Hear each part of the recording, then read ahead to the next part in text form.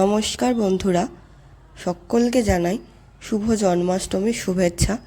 আজকের আমাদের recipe Janmashtami special তালের ক্ষীর। তালের ক্ষীর বানানোর জন্য যা যা লাগছে সেগুলি হলো মিল্ক পাউডার, লিকুইড মিল্ক, নারকেল, আর লাগছে আমাদের দুটো তাল। আজকে আমরা বানিয়ে নেব তালের ক্ষীর। চলো তাহলে দেখে নেওয়া যাক তালের ক্ষীর বানানোর জন্যে আমাদের কি কি করতে হবে। প্রথমেই আমাদের তালকে ভালোভাবে ধুয়ে নিতে হবে। তারপর তালের খোসাগুলো আমাদের ভালোভাবে ছাড়িয়ে নিতে হবে, যাতে তার মধ্যে কোনো আঁশ না থেকে যায়। চলো তাহলে এবার তালের খোসা আর আঁশগুলো আমরা ধীরে ধীরে ছাড়িয়ে নিই।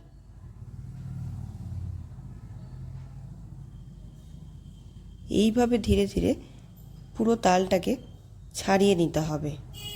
তালটাকে ভালো করে ছাড়িয়ে নেওয়া হয়ে গেলে তারপর আমাদের একটি পাত্রের মধ্যে তালের আটিগুলোকে সামান্য পরিমাণে কিছু জল নিয়ে ভিজিয়ে নিতে হবে, যাতে সহজেই আমরা তাল থেকে পাল্পগুলো বের করতে পারি। দেখো, এইভাবে জল দিয়ে তালের আটিটাকে ভালো করে ভিজিয়ে নিতে হবে। তারপর সেটাকে ভালোভাবে গ্রেট করে পাল্পটাকে বের করে নিতে হবে। যতটা সম্ভব পাল্প বের করে নেওয়া যায় ততটা পাল্প বের করে নিতে হবে।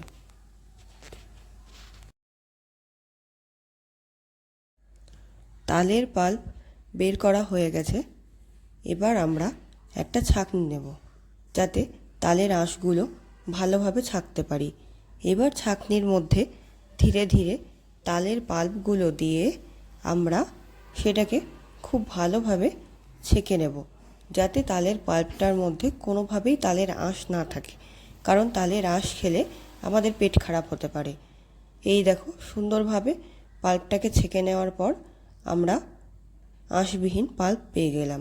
এবার এটাকে একটা স্টিলের কন্টেনারে করে ডিপ ফ্রিজে 3 থেকে 6 মাস অবধি স্টোর করা যেতে পারে। এরপর আমরা নারকেলটা ফাটিয়ে নিলাম। নারকেলটা ফাটিয়ে নেওয়ার পর ধীরে ধীরে এবার নারকেলটাকে কুড়ে নিতে হবে তালের ক্ষীরে দেওয়ার জন্যে। দেখে নাও, নারকেলটা এবার আমরা ধীরে ধীরে কুড়িয়ে নিচ্ছি। নারকেলটা কোড়ানো হয়ে যাচ্ছে, সাথে এই দিকে আমার দুধ ফুটতে দেওয়া আছে।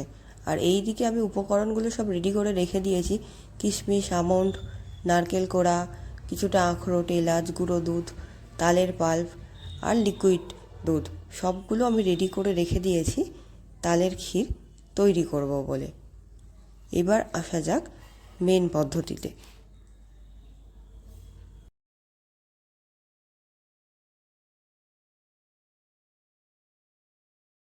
প্রথমেই কড়াইটা গরম করতে দিয়ে তার মধ্যে আমি হাফ কাপ জল দিয়ে দেব। তারপর আমি ধীরে ধীরে 3 কাপ তালের পাল্প কড়াইয়ের মধ্যে দিতে থাকব। জলটা প্রথমে দেওয়া হলো যাতে তাল কড়াইয়ের নিচে লেগে না যায়। এবার দেখো, ধীরে ধীরে 3 কাপ তালের পাল্প নেওয়ার পর তালের পাল্পটাকে নাড়তে থাকতে হবে, যাতে কোনোভাবেই কড়াইয়ের তলায় পাল্পটা লেগে না যায়। লো ফ্লেমে আমাদের তালের পাল্পটাকে এইভাবে নাড়াচাড়া করতে হবে যতক্ষণ পর্যন্ত না তালের পাল্প ফুটে উঠছে, ততক্ষণ অবধি আমাদের তালের পাল্পটাকে এইভাবে নাড়াচাড়া করে যেতে হবে। এরপর একটু ফুটে উঠলে আমরা তালের পাল্পটার মধ্যে দিয়ে দেব কিছুটা নারকেল কোড়া, যেটা আগে থেকেই আমি কুড়িয়ে রেখেছিলাম তালের পাল্পে দিব বলে। এরপর এই মিশ্রণটাকে আবার ভালো করে নাড়াচাড়া করতে হবে, যাতে কোনোভাবেই তলায় না লেগে যায়। এবার আমরা দিয়ে দেব দুটো ছোটো এলাচ ফ্লেভারের জন্যে। ছোটো এলাচ দেওয়া হয়ে গেলে আমরা তার মধ্যে ধীরে ধীরে দিয়ে দেব 3 থেকে 5 টেবিল স্পুন মতো চিনি। আমি মিষ্টিটা একটু কমই দিচ্ছি, কারণ যেহেতু আমরা সবাই আজকাল ডায়েট করি, তাই চিনি আমরা কমই খাই। সেই কারণে আমি চিনিটা কম দিলাম। আপনাদের যদি বেশি চিনি ভালো লাগে, আপনারা সেই মতন বেশি চিনি দিতেই পারেন। এরপর আমি দিয়ে দেব এর মধ্যে কিছু কুচনো আখরোট।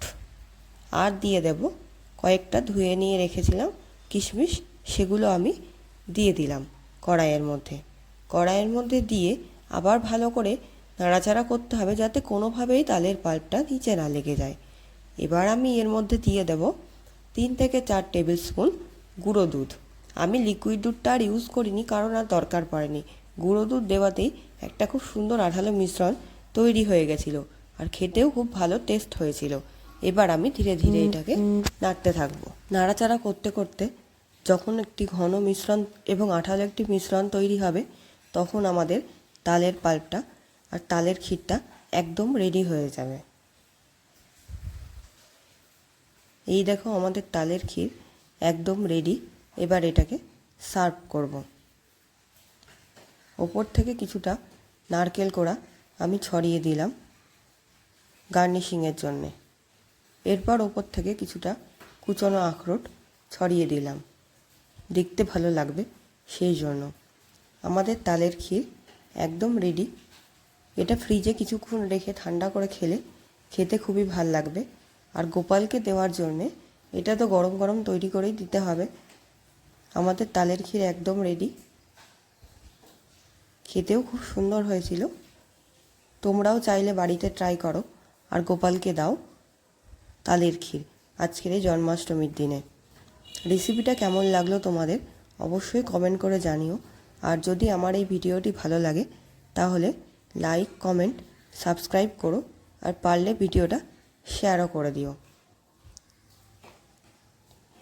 তাহলে আজকে আমাদের রেসিপি অবধি।